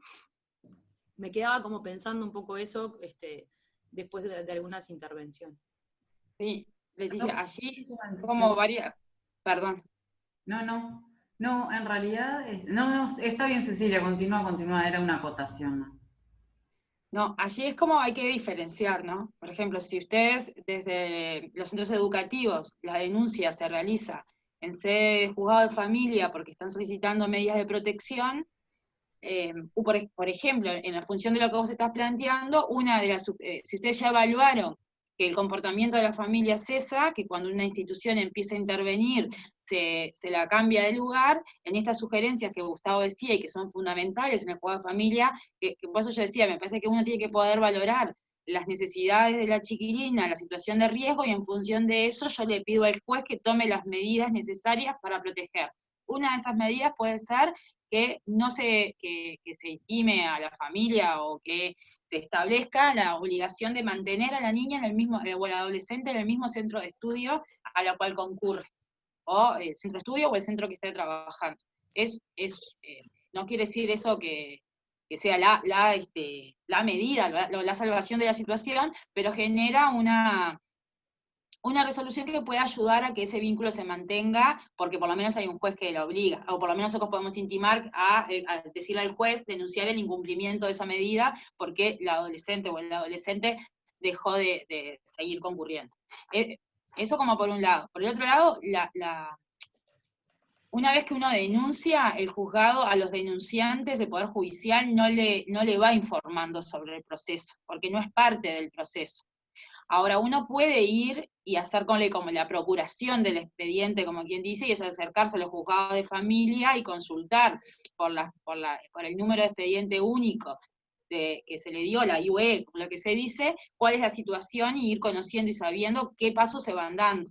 Eso también se puede hacer de forma electrónica. De forma electrónica, consultas de expedientes del Poder Judicial, uno coloca la IUE después que la tiene, y uno puede ir viendo qué decretos van recayendo, qué medidas se van tomando, cuáles son los pasos a seguir. Eso es juzgado de familia. En el juzgado, en lo que es fiscalía y sede penal, el nexo que nosotros venimos trabajando desde INAU con muchas fuerzas con la unidad de víctimas. Una vez que uno denuncia una situación, la unidad de víctimas designa un equipo que hace el acompañamiento de las víctimas, y los equipos pueden, a través de la unidad de víctimas, ir dándole seguimiento a alguna información. No es toda la información que se da, por eso digo que hay gente que son reservados, y cuando uno denuncia no es parte del proceso, es denunciante. Entonces, en base a eso, hay información que se te da y hay información que no. Pero son de las dos formas que uno puede hacer seguimiento. Es verdad que es uno que tiene que ir a hacer el seguimiento, no es que el Poder Judicial o Fiscalía va en busca de vengo a darte la información. Debería, a lo mejor, pero no se da que te van a golpear y te van a decir, mire, lo que usted denunció está en esto y en esto. No. Por eso yo hablaba de que cuando acompañamos y decidimos acompañar, tiene que haber un rol muy activo donde uno esté acompañando y dando seguimiento a esa situación, que entiendo que a veces es un plus, que no tenemos los recursos humanos ni los tiempos, pero que a veces es imprescindible, porque es la única forma a veces de anticiparnos a determinadas cosas. Sabemos que está prohibido que se cite a la víctima y el agresor en el mismo tiempo, y la única forma de saber y podernos anticipar es si uno hace seguimiento y ve que hay un decreto de ese estilo, si nadie hizo nada, hay que golpearle la puerta al defensor, o hay que presentar un informe y decir, las garantías son estas, se sugiere que se tome la audiencia en otro momento, y ir generando como ese plus. No, yo quería comentar algo en relación a esto que traía Leticia. Yo soy Melissa y trabajo en el MIDES, en la oficina del MIDES en la zona oeste, me presento.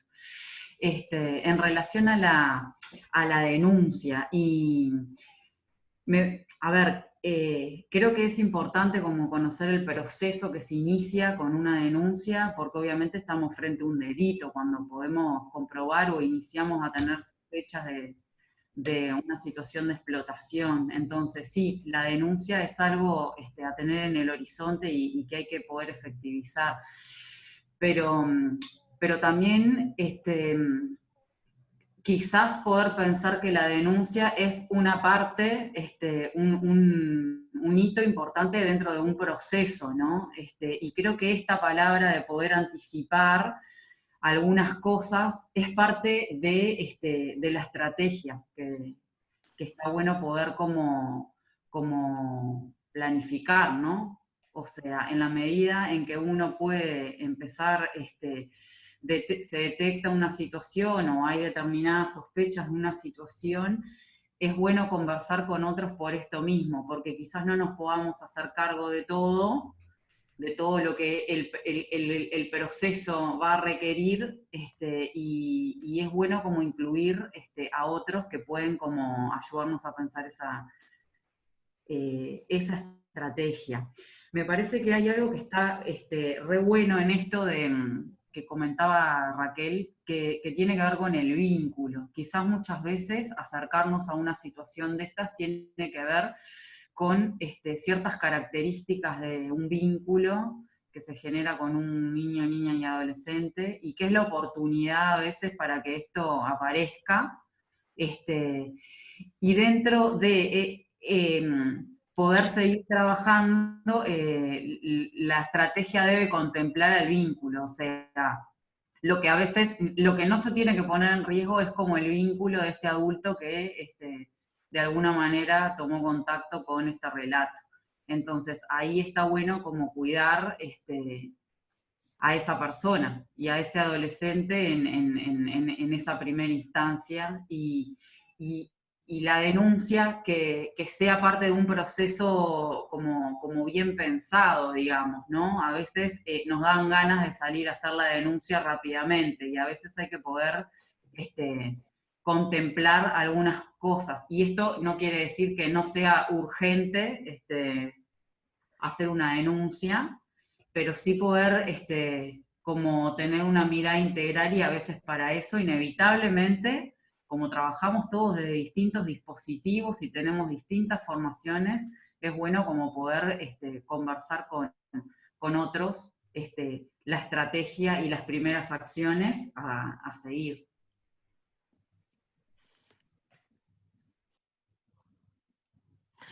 Bueno, para cambiar un poquito la discusión también, quería plantear algo. También hay cuestiones que hacen a la sectorial, ¿no? O sea, ¿a qué sector estamos hablando? O sea, si estamos hablando de la educación, hay acuerdos más a nivel intrainstitucional, de protocolos, ¿no? Mapas de ruta, etcétera, que hacen a las acciones en relación a la judicialización. Planteo esto porque, no sé, yo podría hablar bastante de cuáles son los acuerdos que tenemos a nivel territorial desde INAU, pero me parece que también pensando en educación, hay que poder pensar en cuáles son los lineamientos que tiene el sector educación.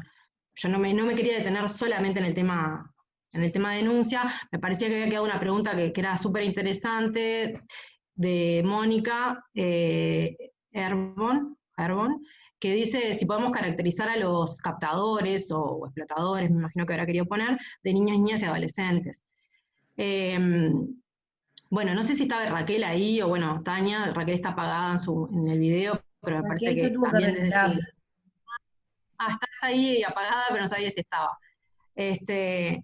Bueno, desde mi lugar, yo lo que puedo decir al respecto tiene que ver con esto, ¿no? Con desarmar, lo que decía hoy, desarmar la idea del pedófilo, de patologizar, de pensar como en un perverso, en un enfermo, poder pensar en sujetos que llevan una vida social sin mayores conflictos, pero se sienten habilitados a ejercer estas prácticas, ¿no? De hecho, hay un material, un párrafo que escribió CONAPES que habla de esto, ¿no? Del guarda de ómnibus, del educador, del abogado, del empresario, etcétera, y termina diciendo algo así como todos se sienten habilitados a pagar por el cuerpo de niñas, niños y adolescentes. Y me parece que va por ahí, ¿no? Que va desde ese lugar. Hay varios estudios, yo quería darle la palabra a Raquel, que es experta en la temática, pero al respecto, sobre, ¿no? Desde un lugar más de la criminología, del estudio de defensores sexuales y demás, que hacen justamente a esto, ¿no? A generar perfiles o modos de conducta más desde un lugar criminológico, o a los efectos de poder realizar como abordaje más bien clínico, pero a la hora de detectar no hay como... La otra vez yo estaba en una capacitación sobre explotación y me decían, tirame los tips para poder registrarlos, ¿no? Y bueno, y ojalá los tenga, pero no existen, o sea, hay como algunos estudios que son específicos para otras cuestiones como la criminología o el abordaje clínico, pero no para poder pensar, bueno, estas personas presentan sí o sí estas características, ¿no? Capaz que a rasgos generales lo que sí presentan es esta cuestión de poner la responsabilidad de la víctima, de minimizar los daños que generan, esta cuestión de no sabía que era menor, ella me seduce, ella inventó la edad que tenía, o sea, esto de minimizar los daños que ellos mismos generan, ¿no? Pero no como características para como decía acá, para identificar los captadores o los explotadores. No sé, Tania, si vos querés agregar algo más sobre eso. No, gracias Nadia, porque me quedó la misma pregunta y me parece que eso es fundamental porque no hay una caracterización y no nos conviene hacer una caracterización porque en realidad tiene que ver con la construcción de las masculinidades y tiene que ver con el sistema patriarcal que se instala en cualquier persona, también mujeres, es un sistema de opresión, el sistema patriarcal, ¿no? Que a veces también lo podemos ejercer mujeres de alguna forma, pero principalmente habilita a varones, cualquiera sea su clase social, sobre todo más tirando la heteronormatividad y clases sociales altas, etcétera, etcétera, pero es fundamental que no, es una forma de tranquilizarnos, caracterizarlos. Sí, a eso iba con que sería genial tener como tips, pero bueno, es una cuestión de que nos genera como pila de ansiedad, decir, bueno, si presenta esta y esta característica nos dejaría como más tranquilas, pero lo cierto que no. Que tiene que ver con esto de lo monstruoso, de lo imposible de hacernos a la idea, entonces está fuera, es un otro, que yo no lo entiendo, que yo no lo puedo ver, o que es un enfermo, que no sé cuánto, pero en realidad... Porque es intolerable pensar que puede ser mi padre, que puede ser mi hermano, que es mi educador, que es mi vecino, y que a veces no tiene que ver tampoco con una perversidad del otro, sino que tiene que ver con la construcción de su masculinidad en su recorrido de historia que hizo que incorporara tan naturalmente la posibilidad de acceder al cuerpo del otro a través de un pago o a través del abuso de poder, está tan como enquistado y tan, no sé cómo más decirlo, que bueno, que también está nada, eso, está al lado, está circulando, ¿no? También como hacia mujeres que no pueden visualizarse o no pueden también visualizar cómo eso, que está tan naturalizado que no podemos visualizarlo también otros como un abuso de poder. Nada más.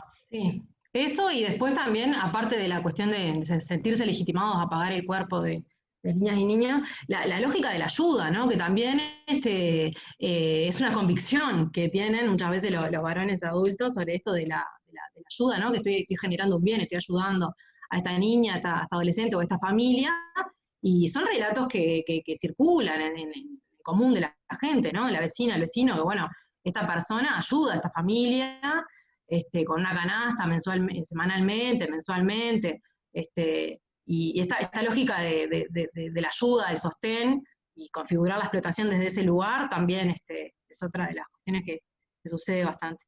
Creo que también la confusión también con el tema de la prostitución, ¿no? De esta cuestión también, que a veces lo nombra también como prostitución infantil, que también cuando se refiere a la prostitución estamos hablando de personas mayores de edad, y hay diferentes enfoques o visiones acerca también de la prostitución, ¿no? En mi caso particular yo considero que también es una violencia y es también una cosificación del cuerpo de las mujeres, el tema de la prostitución y la pornografía, pero hay una industria enorme sobre eso también que de alguna forma contamina y legitima las situaciones de explotación de las niñas y los niños y adolescentes, ¿no? Porque, bueno, como existe este mercado del sexo, también, bueno, también se legitima a veces como esto que decía también Nadia y Tania, como ayudas a la situación para que salgan adelante, se confunde con esta cuestión de un trabajo, entre comillas. Es un debate bastante grande ese. Bien. Bueno, estamos más o menos sobre la hora de finalización. Hay algunos comentarios, pero ya no más preguntas. Si está de acuerdo, Nadia, podemos ir cerrando. Bueno, darle las gracias a todos y a todas, a todos los participantes, y bueno, nos estaremos viendo en alguna otra jornada. Muchas gracias por participar y gracias a todos los ponentes. Les mandamos un saludo. Gracias a todos. Gracias. Muchas gracias. Gracias. Chao, gracias. Chaucito.